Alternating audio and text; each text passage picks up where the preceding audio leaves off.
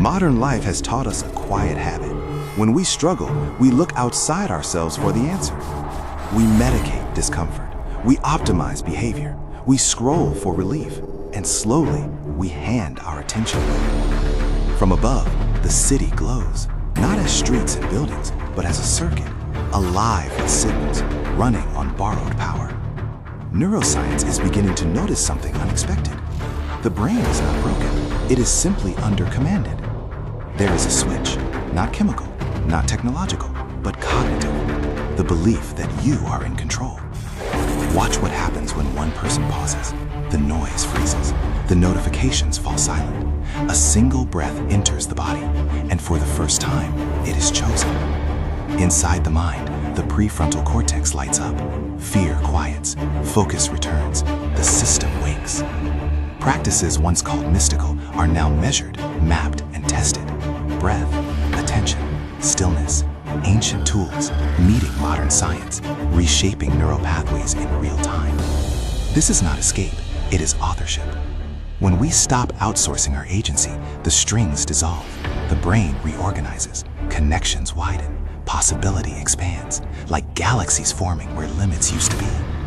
You move through the same world, but no longer as a passenger.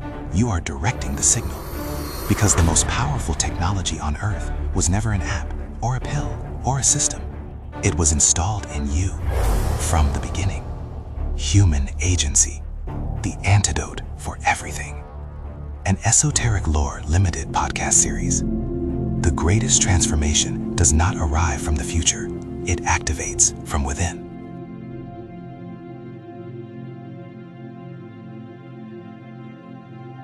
What if I told you that the voice in your head is not you? That the emotions you defend are not yours? That the identity you fight to protect is just a costume stitched together by memory, culture, and fear? And beneath it all, there's something watching, silent, unmoved, unbreakable. The ancients called it Atman. Modern neuroscience might call it meta-awareness. But today, we're going to call it what it really is: superior agency. And once you see it, you can never go back. Segment 1. The lie of your current identity. Let's start with something uncomfortable. You believe you are your thoughts. You believe you are your emotions. You believe you are your story. But that belief is rooted and is the root of your suffering. Because if you are your thoughts, then you are at their mercy. If you are your emotions, then you are controlled by chemistry. If you are your past, then your future is already written. This is not agency. This is automation. This is what I call the outsourced self. Segment 2. What the ancients discovered. Thousands of years ago, before brain scans, before dopamine charts, before psychology, the sages who gave us the Yoga Sutras of Patanjali discovered something terrifying and liberating.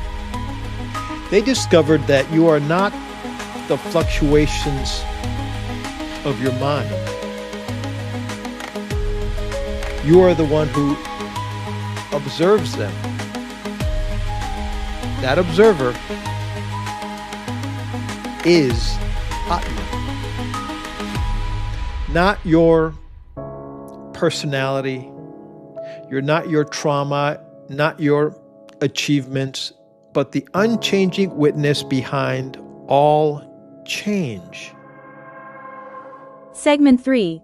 Atman equals superior agency. Let's translate this into modern language. Atman is not spiritual fluff. It is the highest possible level of control, because here's the truth. You cannot control your first thought, but you can control what happens next. That gap, that space, that moment of awareness, that's where Atman lives. And that is where agency is born. Segment 4. The war within. Right now, there are two forces inside of you. The conditioned mind, that's number one. Reactive, emotional, addicted to patterns, driven by fear, pleasure, and memory. And then number two, the witness. Atman, still, observing, unaffected, capable of choosing. Most people live and die at the first. A rare few discover the second. Segment 5. The neuroscience of the witness. Let's bring this into the lab. When you step back and observe your thoughts, you activate higher order brain regions, the prefrontal cortex. You reduce activity in the default mode network, the system responsible for ego, ruminations, and narrative identity. In simple terms, you stop being the story and become the author. That shift is not philosophical. It's neurological. Segment 6. The void where Atman emerges. Remember this from our previous episode, the pause. The space between thoughts. The void. That silence you usually run from is where Atman reveals itself. Because Atman does not speak. It watches. It does not react. It chooses. Segment 7. Why this is terrifying. Because if you're not your thoughts, then who are you? If you're not your pain, then what have you been protecting? If you are not your identity, then what are you fighting for? Segment 8. The unlocking. Here's the truth most people never accept. You have been given something extraordinary. Not just consciousness, but the ability to step outside of it, to observe it, to direct it. That is not normal. That is power. That is Atman as agency. Segment 9. The practice, real world. Let's make this practical. Next time you feel anger rising, anxiety building, impulses taking over, do this. Pause. take one slow breath and say internally, this is being observed.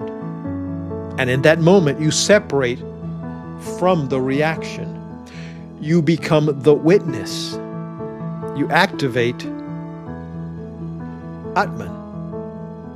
You are not here to eliminate your thoughts. You are here to master your relationship to them. You're not here to destroy the ego. You're here to stop being enslaved by it. Because beneath the noise, beneath the chaos, beneath all the story you've been telling yourself, there's something ancient, something still, something powerful beyond measure, watching, waiting, unshaken. Atman began as a Sanskrit word for breath, evolved into the discovery that behind every breath there is a witness. Notice the connection. Breath is automatic, yet can also become conscious. That is incredibly symbolic because the ancients may have realized human beings are creatures capable of becoming aware of what normally runs automatically. The ancient yogis may have discovered something hidden inside breathing itself, that humans possess the terrifying and beautiful ability to become conscious of what normally operates unconsciously. This is not just spirituality, that's the birth of agency. As always, I leave you with a poem. You chased your thoughts like they were true. You wore your pain like it was proof. You built self from borrowed name and called that mask your sacred flame.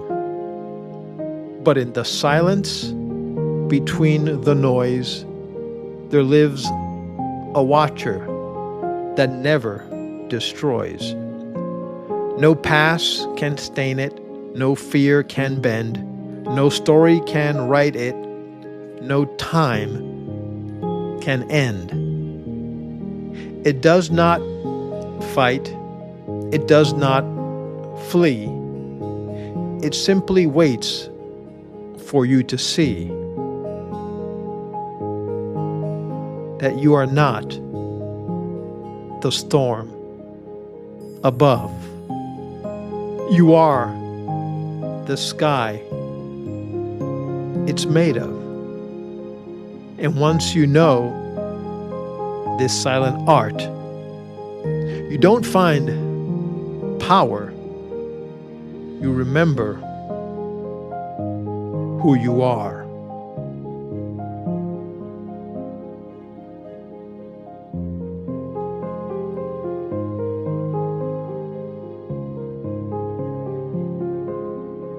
There's a moment after you hear something true when it lands in your body.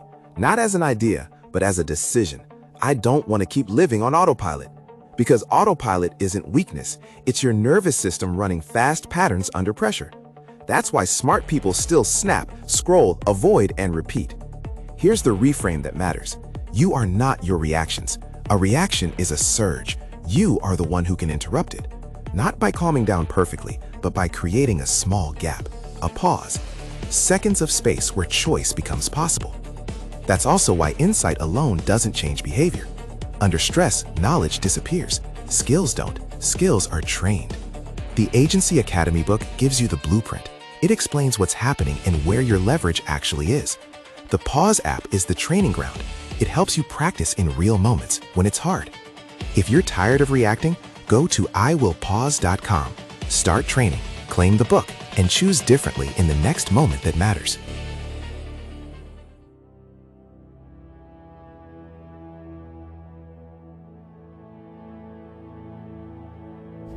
If you like this video, please subscribe, share, and give us a thumbs up. Thanks for watching. See you next time.